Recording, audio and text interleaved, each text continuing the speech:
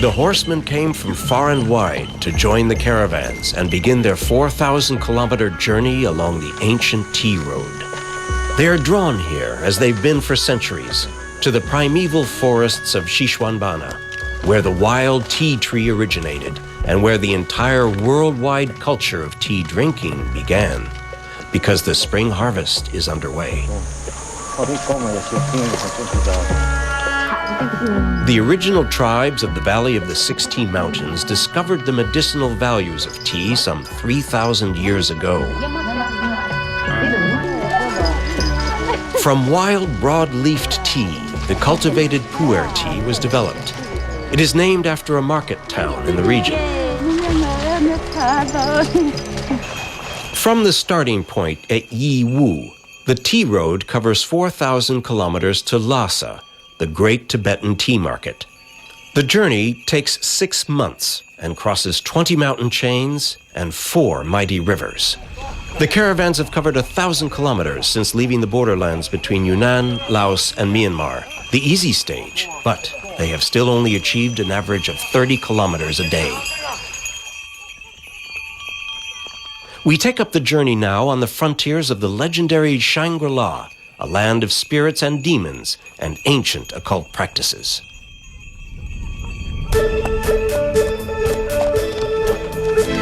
The caravans always stop at Dali, which is celebrating the 3rd month horse fair, an event that has existed for over 1,500 years. Horses were traditionally traded for tea because Tibet produced sturdy little war horses which were needed by the Chinese imperial armies. The Tibetans needed tea because tea balanced their diet of fatty yak meat. The horse market came into being.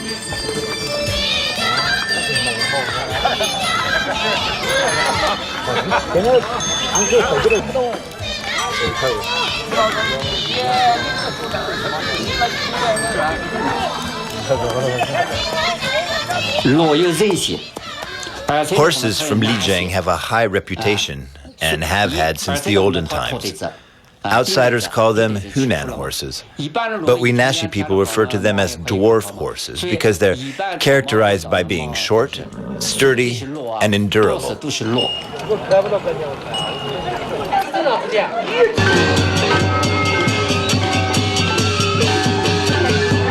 After the market, the annual festival, in which the town honors the courage of the men and horses and launches them on the next 3,000-kilometer leg of their voyage to the snowy north. The songs and dances bless the caravans which made Dali such an important trading hub, wishing them a safe journey, good business in Lhasa, and a return trip free from attack by bandits or wild animals.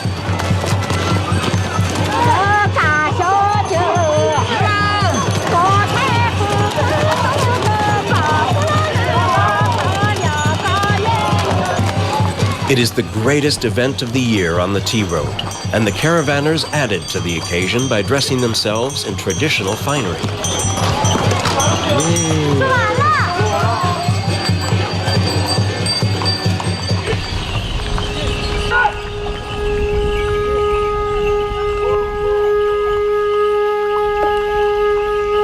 But the joyous occasion is immediately put behind.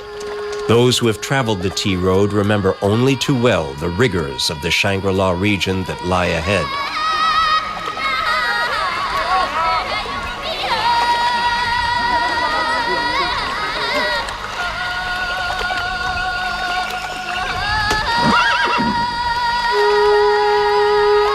Strange to think that until recently, Shangri-La was just an imaginary world. This region was known as Zhongdian Province. An American writer invented the name Shangri-La for a novel which depicted a land of harmony on the slopes of the Himalayas. The Chinese government adopted the name in 2001. Now the real Shangri-La exists, and this is the frontier.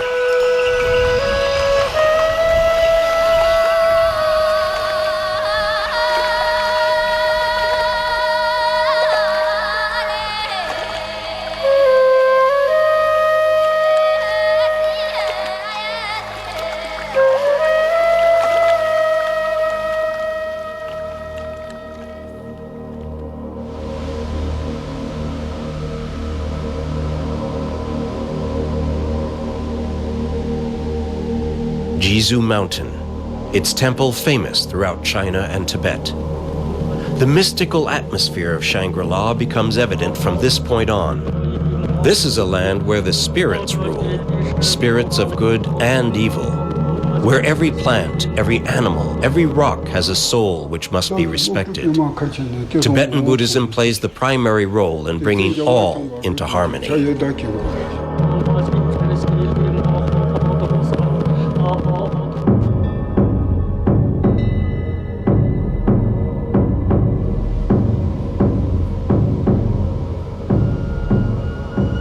As the morning clouds burn off, a ceremony which dates from the mists of time. The Dongba are sorcerers. Their occult religion, as well as their funereal music, predates Buddhism. It was incorporated into Lamaism because the local people believed implicitly in the ancient wisdom of the Dongba. The sorcerers still play an important role in society.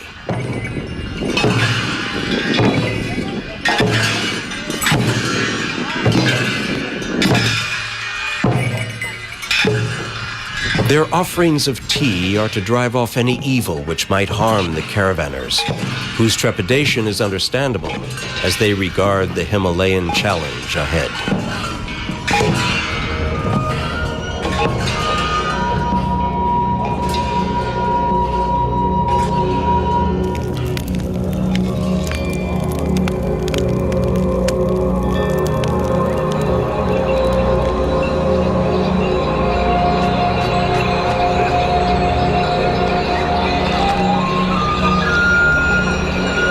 Trudging upwards into the first snow belt, a col to climb, and then a descent into another valley.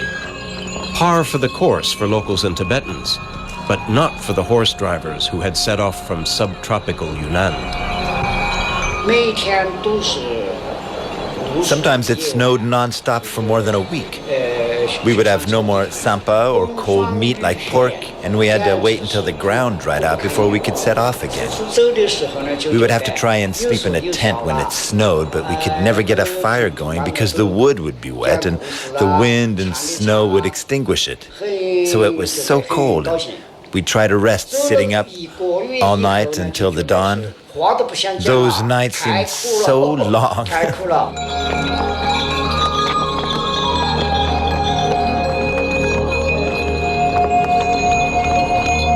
This caravan diverts to a mountain village because a young son of their family is getting married. It will be a moment of pride, but not necessarily of happiness.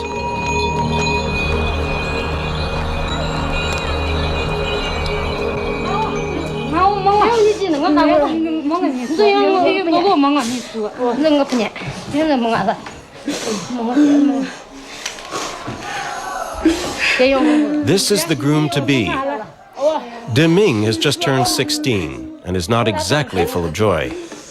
Here, there is no official form of marriage, just pacts, and he is entering into a form of bondage with the richest family in the region. Because his own family can't afford a dowry, and they can't pay for the customary village feast, he will become a lowly worker for his bride's clan.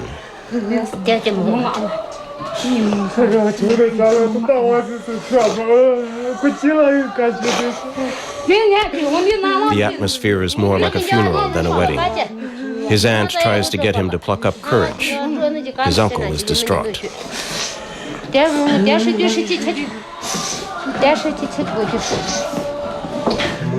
Keeping up a good face, Deming's brothers sing a song of parting, of good wishes, of hope and encouragement as he reaches manhood.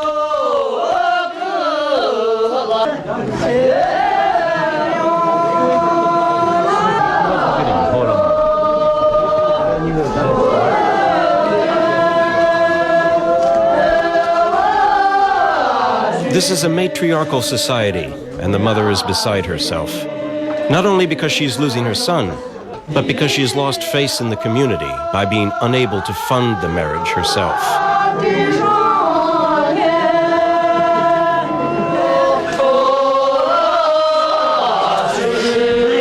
The last gesture before leaving his home, to to circle around one of the center posts of the house. Normally there are two posts, representing the strength of the mother and the father. To circle them symbolizes family separation.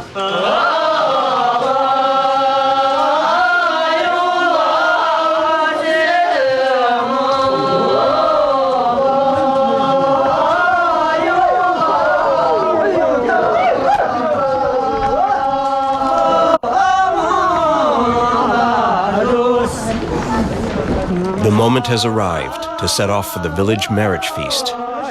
But the mood is still black, like a condemned man being led to the gallows. So, things can only get better. The mother is left behind. She will not participate. It is the matriarch of the bride's family who will lead the proceedings. The boy's brethren have the village in sight. For them, the feast is a relief from the root. And, after all, their cousin is apparently marrying well.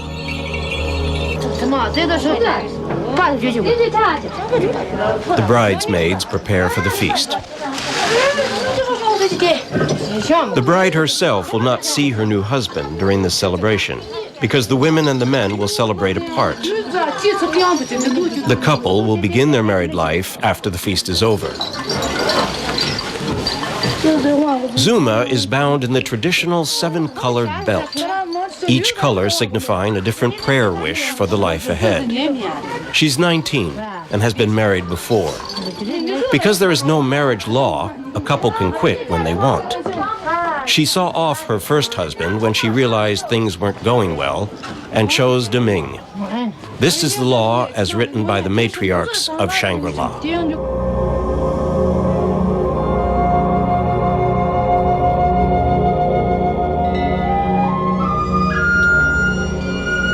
Traditionally, the caravans announce their arrival with a hearty mountain song. They are coming off the mountain into safe territory. The family of the bride are the first to arrive. Then the groom and his brothers. The groom wears a yellow prayer necklace, which symbolizes the Buddhist wheel of life.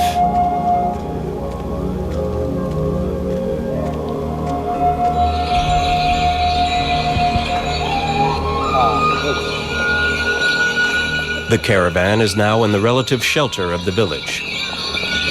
Their stopover will be short.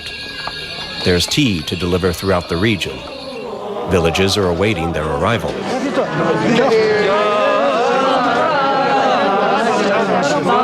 All the people of the village and the surrounding valleys pour in too. The feast is about to start. Rich and poor are invited. The men and women of the respective families separate for the festivities.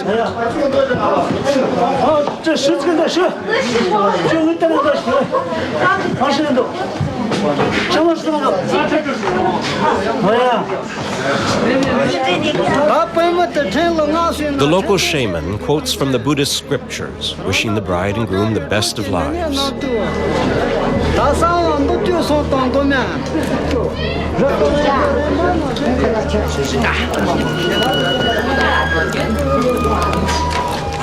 Meanwhile, the bridesmaids enjoy their day in another room specially set aside.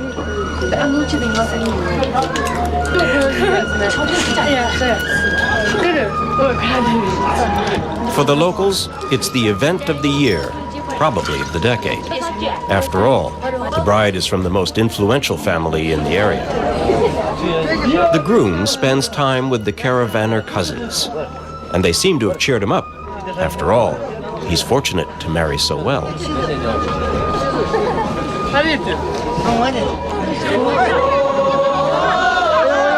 And finally, the villagers pay their homage to the matriarch who organized and paid for it all. The white scarf is both a tribute and a wish for her eternal well-being.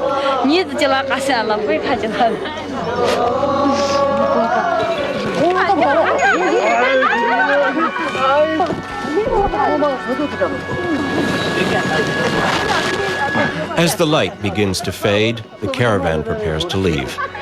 Normally they would start at dawn, but the snow has lessened, and the village to which they'll deliver some sacks of tea is not far.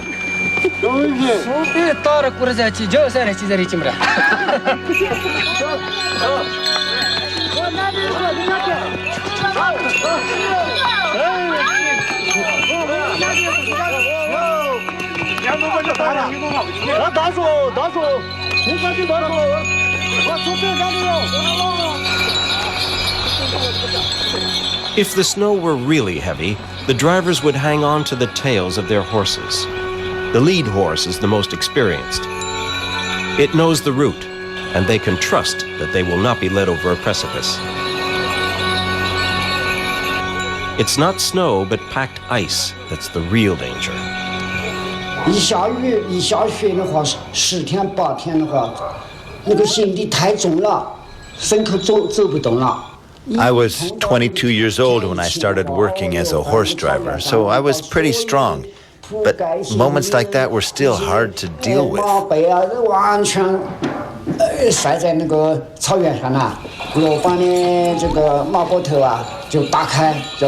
Once we'd managed to set off, there was another danger.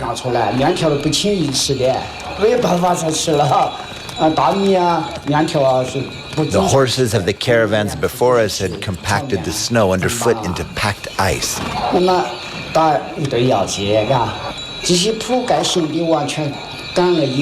If we didn't clean the horses' hooves regularly, they might fall into the ravines. It was extremely dangerous.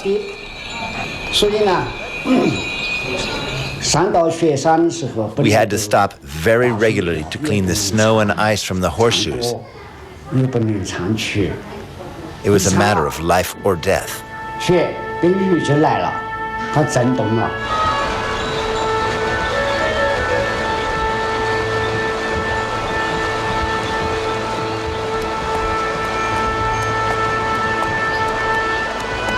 The passing of a caravan is a great event in the isolated villages. The horsemen are exotic characters, men of a wider world. They have traveled extensively and tell tales of the wonders they have seen. In the past, the caravanners of the tea road were a lifeline, delivering goods that couldn't be found locally. They brought news from outside and messages from distant families. Today, their role is lesser, but their visit is still appreciated. They have brought tea to replenish the village stocks.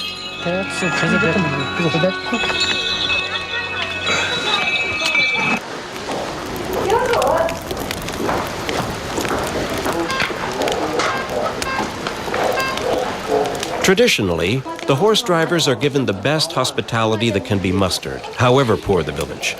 A meal and a bed, and yak butter tea to thaw out their bones. Far better than a night under canvas on a bare mountain.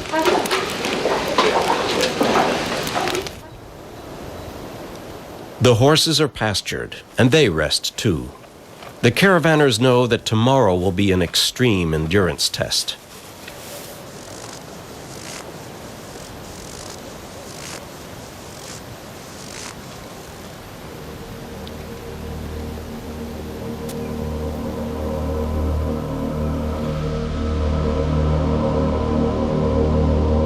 This is as rugged as the going can get.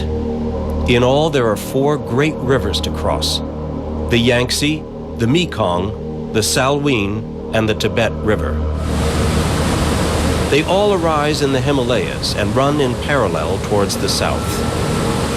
There are few ways and places where the caravans can cross, and each one of them is hazardous.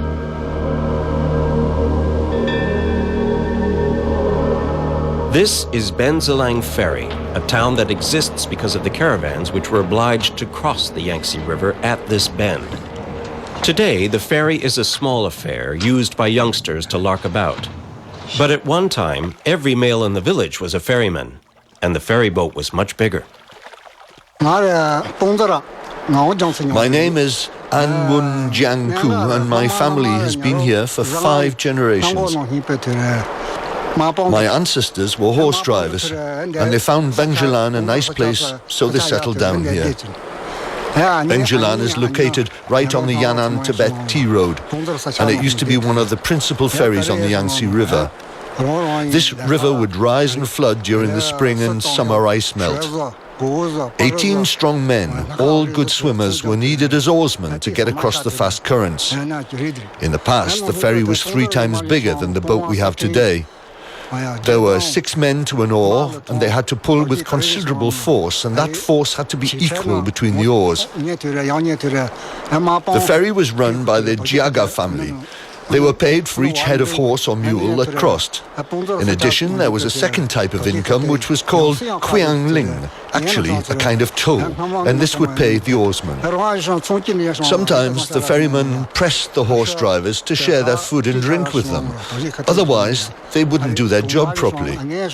If they didn't share, sometimes the ferrymen would throw the horses and the drivers into the river and let them get on with it as best they could. Sometimes there were capsizes, sometimes people drowned. But the business grew so big that the Jiaga family couldn't cope with it anymore.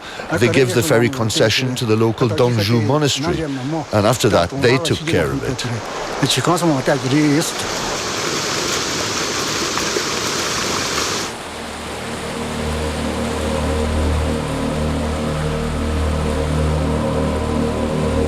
Not just one, but 4 rivers to cross. It could take days to find a crossing place, and often these riverside tracks would be shrouded by fogs or blizzards. The pitiless rule of the road was, if a man and his horse falls during a snowstorm or a fog, don't risk the others by trying to search for him. Continue the march forward. If there are no ferry crossings, the best bet is to find a bridge or a pulley cable where the horses can be chute across. But these are few and far between. Once this river crossing was made by a series of cable slides made from interwoven bamboo.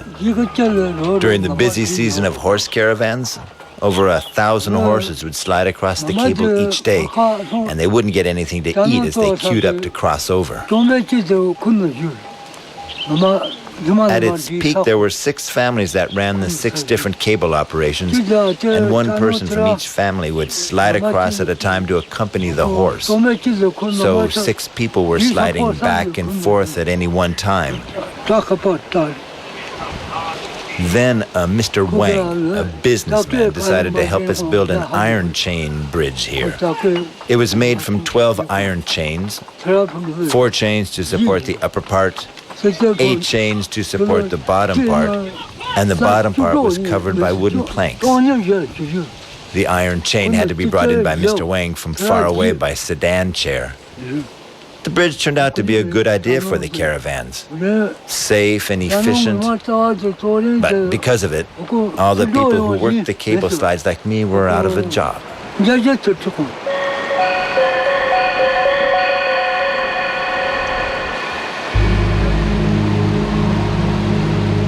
But even a bridge is no guarantee of a safe crossing. Most are weathered and rickety through overuse, and they swing dangerously in the winds which sweep the gorges.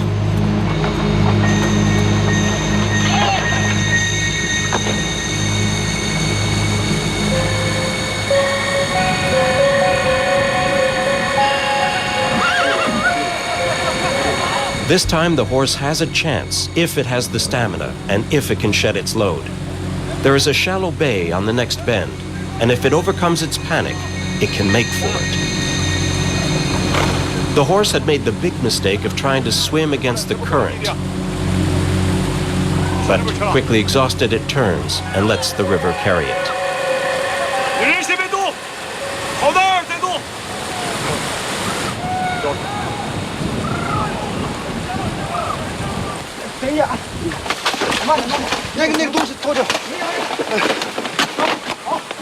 So this time the story ends happily, although the caravan leader has lost many expensive kilos of tea.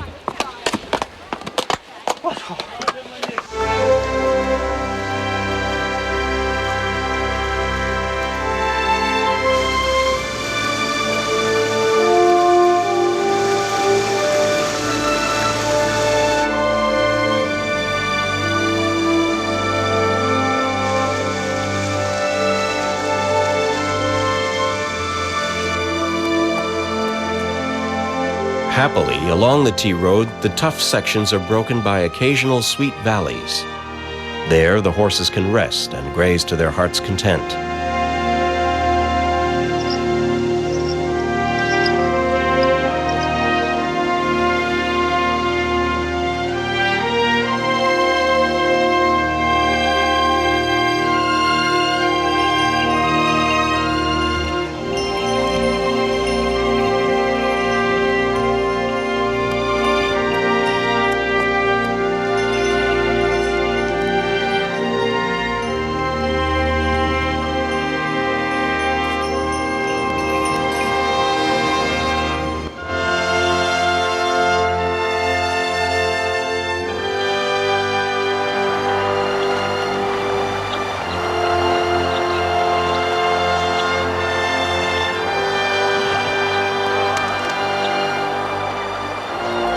Tang Chong is on a sidetrack from the Tea Road, but it has played an important role in the history of the caravans.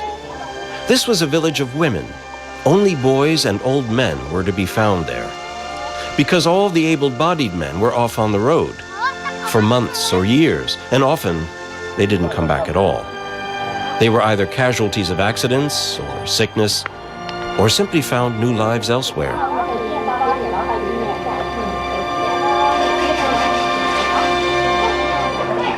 Most of the men set off on the road and many never came back. We'd say to them before they left, if you go to earn your livelihood in this way, it's better to let your wife go. In other words, if you head off just like that, you won't hang on to your wife for very long. She'll take off with another man. We were joking, because in reality, most of the women who found themselves in this situation stayed with the family for the rest of their lives.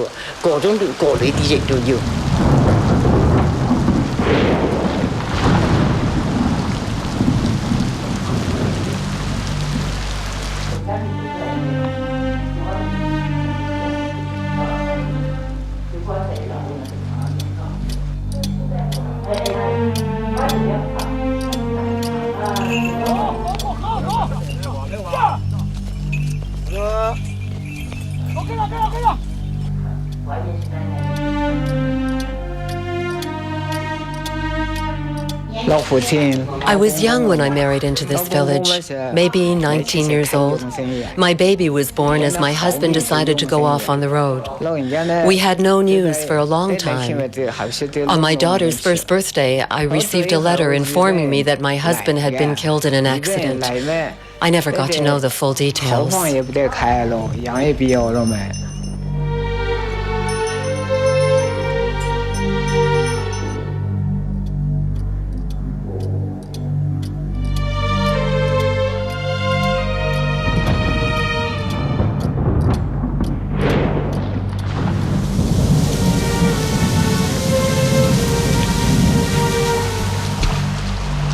The women I know who were in this situation were very capable and inventive in finding ways to get by.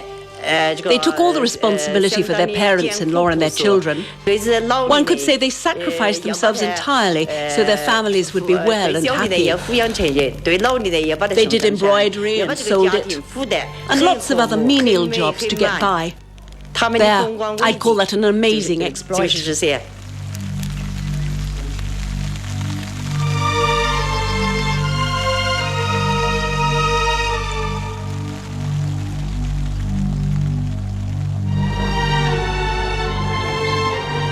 To honor all these women, the families paid for the construction of memorial porticos around the village. The chaste, who waited for their husbands, who looked after their homes alone, and who made this huge sacrifice for their in-laws and their children.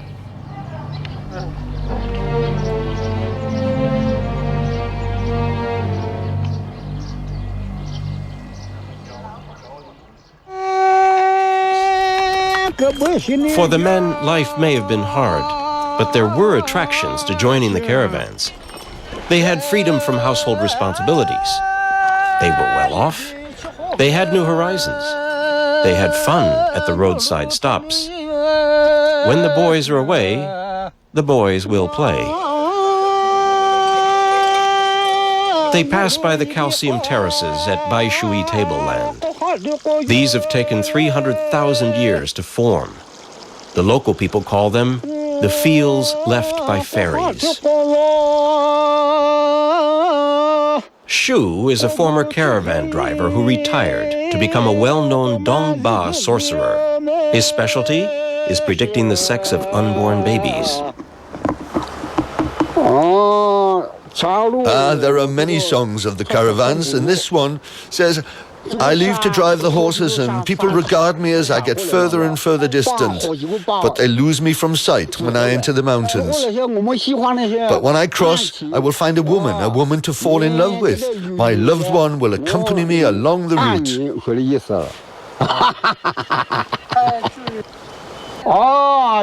There were some really joyous moments. When you sing, for example, and you're singing with someone face to face. When we arrived in the village, I'd sing a special song in Nashi. Where are the women? And if a woman was interested, she'd indicate this by singing back, and we'd sing together. The men who drive the horses are much sought after by the women. But why do these women love them? Because they're rich. They have silks and clothing to offer to these women. And this is the woman's objective. I had women this way. The women love the men of the road because of their money. And they can give them jewelry. So we all had mistresses. I had lots of mistresses. I knew no other job than horse driving. And when you cross the mountains in the snow, you know how hard it is. But then again, when I count the number of villages I passed through, I reckon I must have had about 32 mistresses. And they all loved me like mad, and I loved them all. They were so numerous, I had a big choice in each place.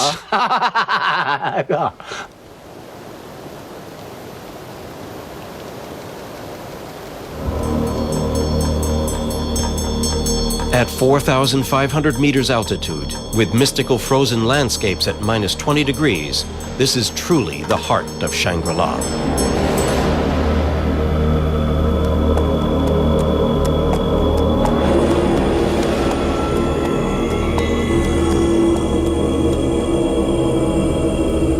This is Zhongdian, the original name for Shangri-La. Translated, it means hell life after death.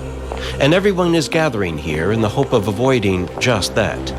Today, the evil demons will be driven away by the lamas of the local temple by means of an exorcism ceremony.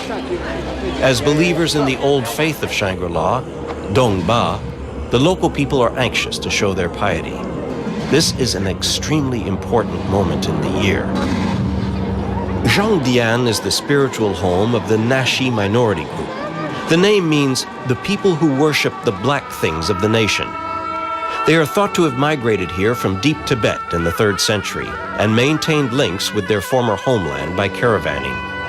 They brought a religion called Bon with them, and this ancient form of animalism gradually transformed into Dongba.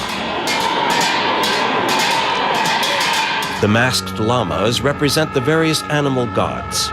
Every gesture is coded and understood by the crowd. In Dongba, man and nature are half-brothers, having different mothers. Nature is controlled by spirits, called Shiv. The entire relationship between man and nature is dramatized in holy dances, which originated in the farthest corners of Tibet and maybe even Mongolia.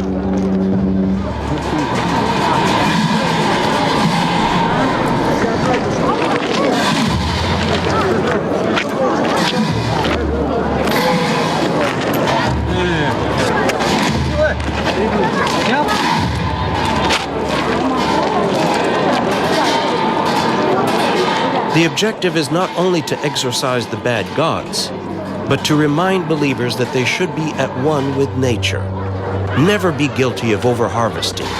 Respect the regulations about logging in the holy forest.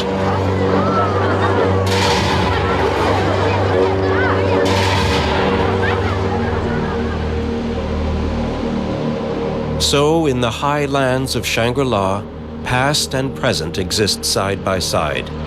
And the further you go from Zhongdian, the harder the life becomes as the wilderness takes over once again.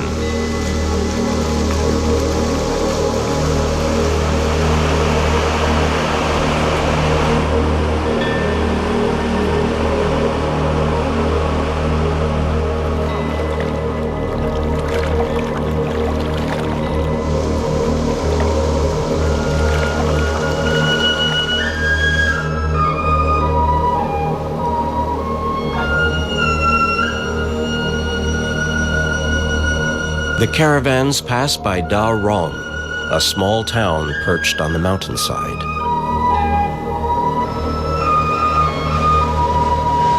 Another aspect of life in Shangri-La becomes evident. Bigamy and trigamy are practiced here. It is traditional, and for practical reasons, it has the blessings of the Tibetan Buddhism hierarchy.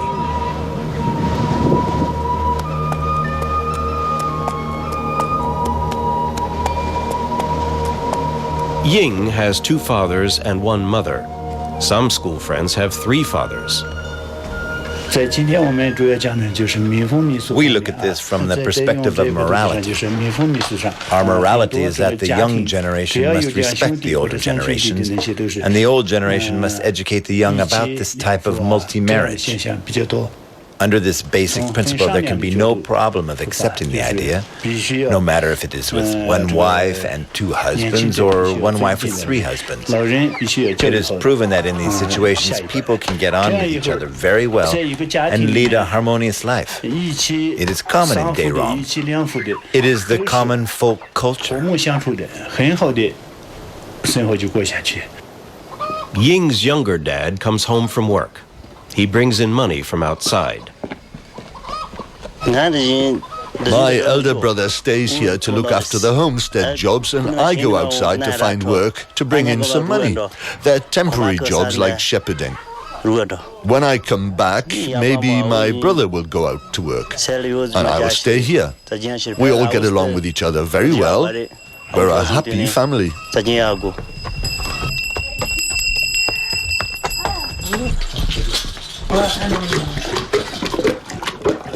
It's tea time, and the shared wife is waiting. Economically speaking, this kind of family is generally more wealthy than other families that do not practice this multi-marriage. One reason is that the labor of the family is concentrated and efficient. For example, the wife does the household chores at home, one husband does their farming work in their own fields and in their own farmyard, and another husband or 2 husbands go outside to earn money elsewhere. In this way, the general economic productivity is good, and the responsibility for this is shared by them all. So the family is very united. It is the concept of harmony.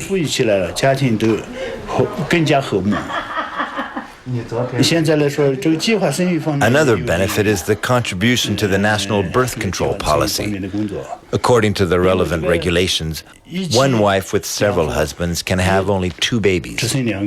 Just imagine if the 2 brothers established their homes separately, each with a wife, then they would eventually produce 4 children. This birth control is an important benefit. To an outsider's eye, the family photos in Shangri-La are rather exceptional.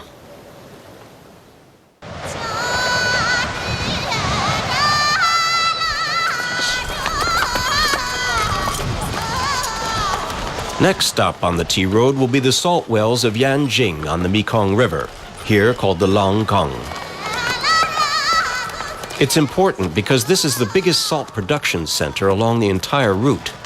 Both tea and salt are the most prized commodities, and they are exchanged here.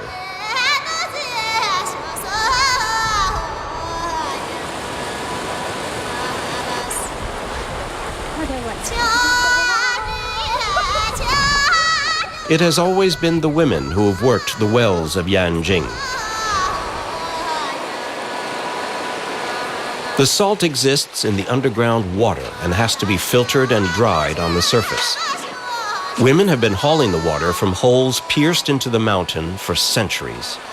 Each barrelful weighs 15 kilograms, and they do this dozens of times a day.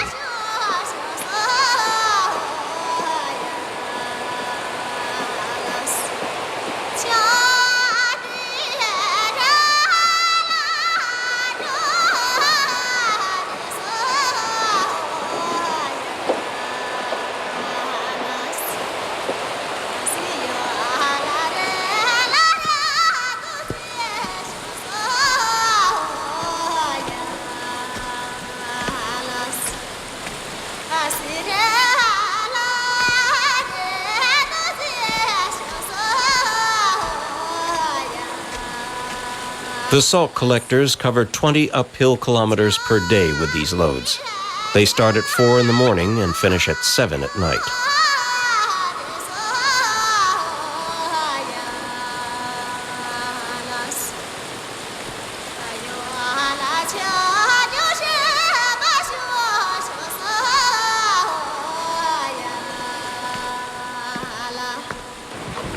After each climb, they pour the water into the drying pans, return to their well, and begin all over again.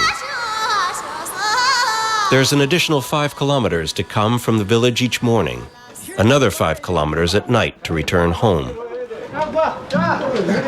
The men of Yanjing, they sell the salt, do the chores, look after the animals, and do whatever building work is necessary in the village.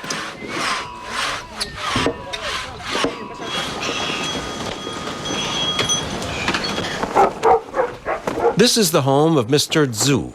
His father married him into a Nashi family in Yanjing. He set up a little homestead and trades in salt.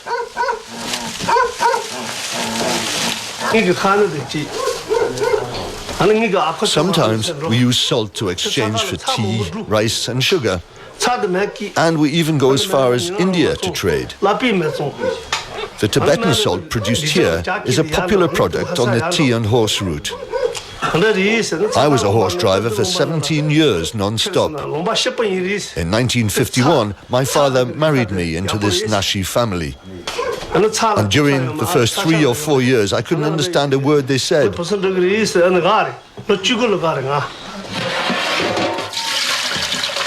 I have 6 children, and it was decided by the family committee that my eldest daughter would remain home as the housekeeper. The second daughter married into a local family. The third daughter became a teacher in the town of Chengdu. My son is the county leader of Gawa Township. And the youngest daughter married a local Nashi family. She works in the wells. It's a family of great unity. We respect each other, respect the elderly, and love the younger generation. We lead a happy life.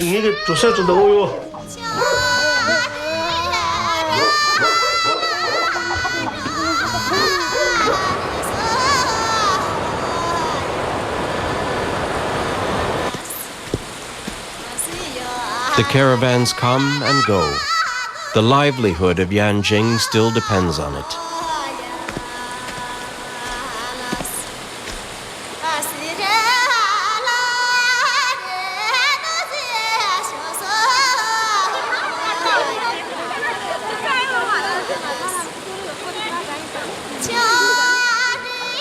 But the teams of women haven't yet finished their day.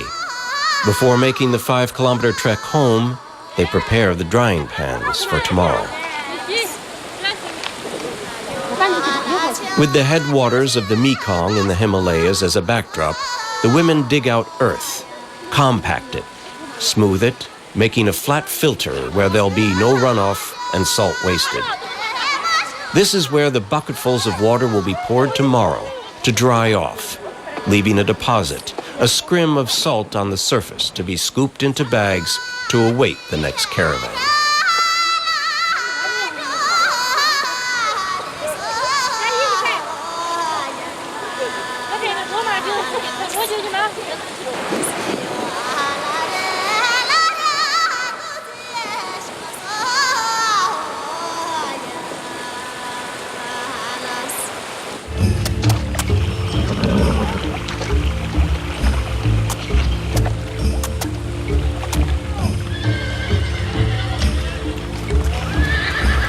The horses refreshed. Another caravan loaded with tea and now salt. Another col to climb.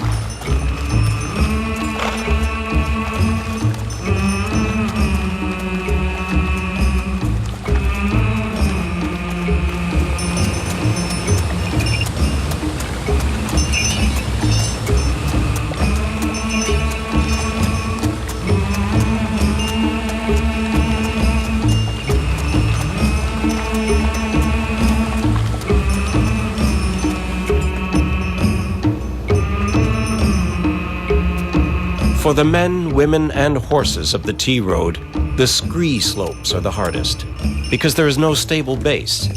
The surface shifts and the horses slip and slide and have to be pushed and hauled over. Another 1,500 kilometers to go to Lhasa. Only the fittest make it.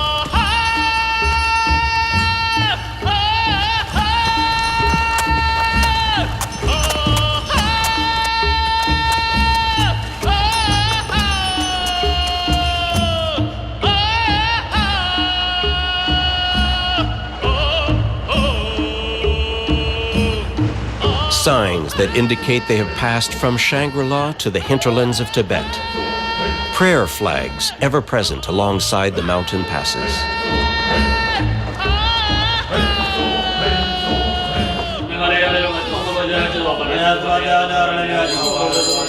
On the next and last leg of their journey, they will plunge deeper into Tibetan culture. Tibetan Buddhism is omnipresent in life.